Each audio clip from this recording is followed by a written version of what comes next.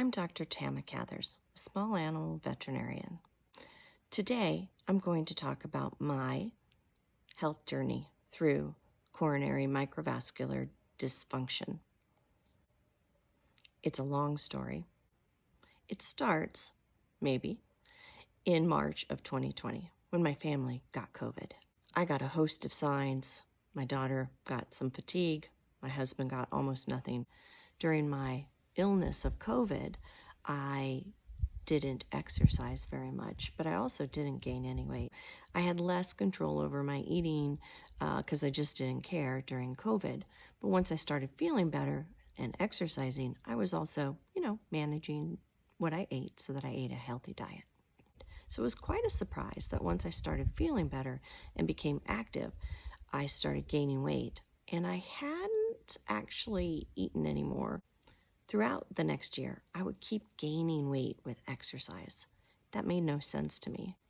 I was logging my calories, logging my exercise, and working out, making sure that I stayed healthy. I was on a good diet in 2021. I was still recovering. In the spring, we got the vaccine series. I was very hopeful that maybe it would help speed up the recovery. And I didn't notice any adverse effects. In November of 2021, we got the boosters, and all hell broke loose for me. Within a day, I had gained 3 pounds, and the next day, I had gained another 3 pounds. And finally, my nurse husband said, "Hey, let's look at your legs." And I had pitting edema. That means when you press into your limb, there's a pit and it stays there for a long time. This progressed to coughing, difficulty breathing, exercise intolerance, fatigue, just feeling really horrible in a lot of new ways. By the 5th day, I felt so tremendously horrible. And I was having chest pain, a good deal of chest pain, that my husband insisted that I go to the ER. At the ER, they do a host of tests. They're really great. They get you seen rapidly. You get an ECG and some blood work to look for signs of a heart attack or a coronary large vessel obstruction. The ECG was normal. Most of the blood work was normal. And I had a few elevations of inflammatory markers. During December, I continued to gain weight. I had difficulty breathing and sleep issues that I never had before. I had night terrors where I would have a nightmare and it would feel so real. I would wake up, go to the bathroom, get a drink of water, come back to bed, would immediately go back into the same dream. And they were so vivid and horrifying. I remember one dream, for some reason I was pinned against a rock by an airplane, and the propeller chopped off my toes and then my feet and then my ankles, and you can imagine the rest. It was horrible. It was so graphic. I woke up screaming a couple of times, and I was having some weird pauses, it felt like, in my blood flow when I would lay down to rest. None of these were signs I ever had with COVID. In December, I was put on a diuretic because I kept gaining weight and having pitting edema. In January, I continued to have these signs, and I got several tests to look at how I was breathing and my oxygenation, and finally I got a heart monitor called a Zeo patch, which you wear for 14 days. I got thyroid testing and vitamin D testing and a lot of laboratory work. Those came back essentially normal. In February, I continued to have these signs, and it was at that point I got a call back from the doctor who said, "Hey, there's this one heart marker from the blood work in November or December that's high. How are you feeling?" And I said, "I feel like crap." And I was put on colchicine for suspected pericarditis. And this made sense at the time because pericarditis has a really typical presentation. If you lean forward, the chest pain is eased. And if you're sitting upright or laying on your back, it worsens. So it did appear to be pericarditis. However, I continued to gain weight. At this point, I signed up to get some metabolic testing. I figured perhaps it was my metabolic rate. And if I could find out that my metabolic rate was, 1,000 calories a day or 1,200 or something, then I could either give up trying to eat to that small amount of calories, or I could manage my weight better. The metabolic testing showed if I laid around all day and did nothing, I should be able to eat 1,550 calories and not gain weight. And it didn't make sense, so I made an appointment to have it retested. In March, before the second metabolic testing, I saw a cardiologist at a specialty clinic. I was told that it sounded like I had POTS, positional orthostatic tachycardia, where if you stand up, your blood pressure doesn't support your blood to your brain. So I was told to eat salt, elevate my legs, and wear compression socks. Each of those things I tried, and they all made it much more difficult to breathe. My legs would swell up, and if I raised my legs or put on compression hose or ate salt, I just would have more fluid in my body. I had a sleep study that showed I had really mild apnea. I got a CPAP, and it helped with the night terrors. In fact, it's eliminated about 90% of them. However, there are some studies that show that COVID can cause apnea even during the day as well as at night. So I think that this was more related to whatever happened after the booster. I did the repeat metabolic testing, and this time it showed that I could supposedly eat 1,650 calories a day, which was more than I was eating a day on a regular basis. So clearly that wasn't the answer, and I just couldn't figure it out. That's important because if you're gaining weight or you're having pitting edema and difficulty breathing, those can be signs of some important diseases, kidney dysfunction, heart failure, some things that really you need to go dig into it and find out what's going on. In April, I finally got the CPAP machine. In May, I couldn't walk even 2 miles without difficulty breathing and a lot of fatigue. In July, I was starting to feel better, and so I planned a hiking trip because that's what I do. On my first hike, I chose a very mild hike, and I started up a hill to go to the ridge, and I couldn't make it. I got worsening chest pain until it became a terrible pinching feeling, and I had to lay down. It wasn't even a 2-mile hike. By the time I got back to the car, I felt pretty bad. And over the next 12 hours, I developed the same things: more pitting edema, difficulty breathing, a cough. So clearly exercise had a consistent pattern.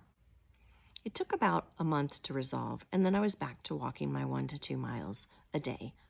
In August, I had a chemical cardiac stress test. This was so that I didn't exert myself and cause that sort of pericarditis sign. However, the test was really hard, particularly afterwards. I had all of the signs that I'd had before, and they were much worse. It took 3 months for me to get over those signs of fatigue, difficulty breathing, weight gain, palpitations. At the end of August, beginning of September, I finally got an echocardiogram to look at my heart. This is the first echo that I got since I had all the problems in November of 2021. And now it's August, September of 2022. Well, the echo is normal. We repeated some blood work, and my liver enzymes were high. And the cardiologist called me and said, you need to taper down and stop the colchicine. The colchicine is probably causing those signs. She also said it was a little bit not like pericarditis. And if it wasn't responding the way pericarditis should, maybe she would give me the diagnosis of HFpEF, which means heart failure with preserved ejection fraction. This means your heart's working, as far as they can tell, perfectly fine, but you seem to have heart failure. In September, we started a series of tests to find out what was going on.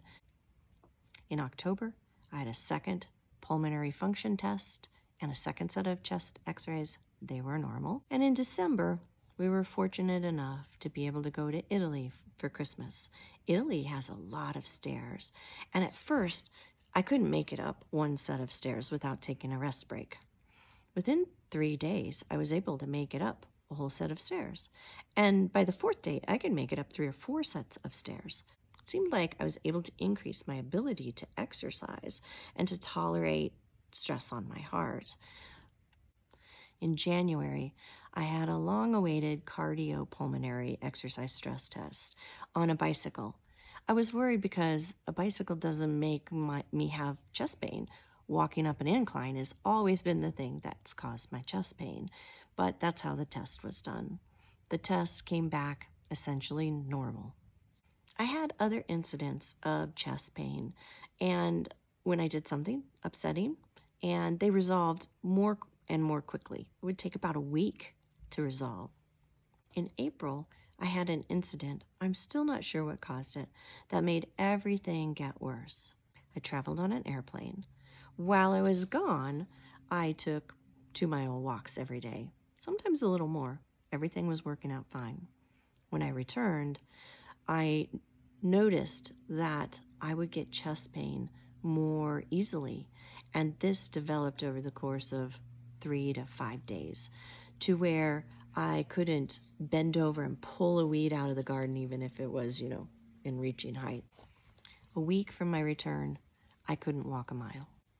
10 days after I returned, I couldn't walk a quarter of a mile.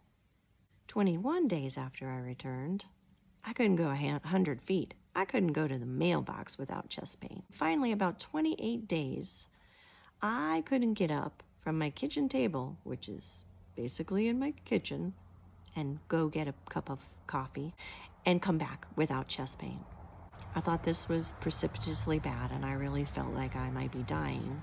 I got my things in order and updated on my will, and I made whatever arrangements I could so that if I left this world, I would be as prepared as I could be. At this point, I had an appointment with a pericarditis doctor at the Cleveland Clinic about 6 weeks out, and none of my doctors could see me. They said, go to the pericarditis doctor appointment.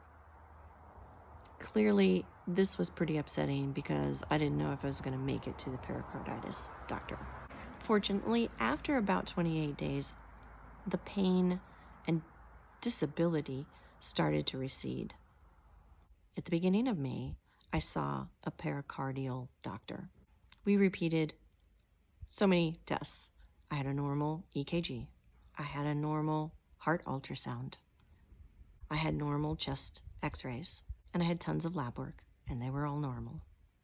He started me again on colchicine. At the end of the visit, I said, okay, great. Maybe it's still pericarditis, but what about these congestive heart failure signs? And he said, well, congestive heart failure signs and pain while exercising don't really go with pericarditis, so I don't know. Maybe we'll try some much more powerful immunosuppressive drugs, or we could refer you to a heart cath with a microvascular specialist. As soon as I heard microvascular, my gears started turning, and I felt like we really needed to investigate that. At that appointment with the pericarditis doctor, I said, let's sign me up for a heart cath. 7 days later, I felt terrible. My liver enzymes were up. I was dehydrated. I had changed to a different diuretic. I just felt awful. So we ended up stopping the colchicine again. Mid-May, I had an appointment with my local cardiologist. She also mentioned microvascular disorder, if it's not pericarditis. I asked her about a heart cath there, how soon it would be able to be scheduled, and whether they would be able to test for microvascular disorders. She said we could get me in fairly rapidly, and no, they couldn't do the test. I'd have to go to a specialty center because they didn't have the capacity to look for any microvascular disease. Fortunately, I already had one scheduled by this time at the Cleveland Clinic. In mid-June, although it had been a while, I finally got to sit down with the pulmonologist and go over the cardiac exercise stress test. And the pulmonologist said there were no limitations on my heart. My heart wasn't the issue. I should stop all my hormones and my diuretic and all my medication, basically. That it wasn't my heart and I didn't need these medications. The next day, I had an appointment with Dr. Ziada at the Cleveland Clinic. We discussed the symptoms that I'd been having for the previous 20 months. He said, I think you have a microvascular disorder. We had a heart cath scheduled for the next day. Dr. Ziada explained that there were several different types of microvascular disorders. We'll go over that more in the next video. During that video, it will be what I know, which isn't a deep dive into the mechanisms or the types of disorders. I am a small animal veterinarian. I am not a cardiologist. I'm not an interventional cardiologist. And I'm certainly not a microvascular specialist who's an interventional cardiologist who works on humans. So you'll have to take everything I say with a grain of salt, go to your own physicians, do your own research. The next day I had the heart cath, and it was positive for microvascular dysfunction. We started medication immediately, actually right after the heart cath, because I had chest pain, and it helped tremendously. Due to the side effects, I had to increase the medication to the target dose slowly. But 4 days after the heart cath, I was able to walk 0.8 miles. The next day, I walked 1.1 miles, etc., etc. And I did this all without pain. It was amazing because I had been in pain since March, April, like months of pain. Now I'm able to function not fully normally, but much closer to normally. Once I realized that I wasn't getting heart pain with exercise, I realized I had more time, and I decided that I wanted to do the things that I love. In the process of deciding that, again, I decided to raise awareness of microvascular disease. It took me about a month brewing over my plans and thinking about how I could make a difference to come up with the idea of tying my El Camino walk with fundraising and making a series of videos. If the series of videos helps 1, 2, or 10 people, then yay, I've completed my goal, because that's really what I want. I want microvascular disorders to be on people's list, on their mind, just like a heart attack is. It is a disease that happens often to women. They can be younger, they can be older. 50 to 60 is the prime candidate. It can happen to men, and many of the tests for heart attack come back normal. However, it is a similar process in that the heart isn't getting the oxygen, and that is what's causing the pain. Finally, that last test, after all of these tests, is the test that gave me the diagnosis. And the diagnosis, it's what gave me the appropriate medication and actually knowing what's going on. And that is so vital instead of just guessing. Because if you have all these tests and you come up with nothing, it's not that nothing's wrong with you. It's that no test that you've had yet can find what's wrong with you. Oftentimes, this gets misconstrued as nothing's wrong with you. And patients are often told that it's psychological or anxiety, and they may actually have a real physiological problem. One of my best moments was a doctor who I saw after the heart cath, not related to heart, who said, "Never in the future should anybody ever tell you that you don't have something wrong with your heart. You have something real, and it's definitely a problem." I hope this video is helpful to you. I hope that you'll share, and I hope that if you have a loved one that's going through chest pain that's undiagnosed, that you talk to them about microvascular disorders. Be well. and I'll talk to you soon.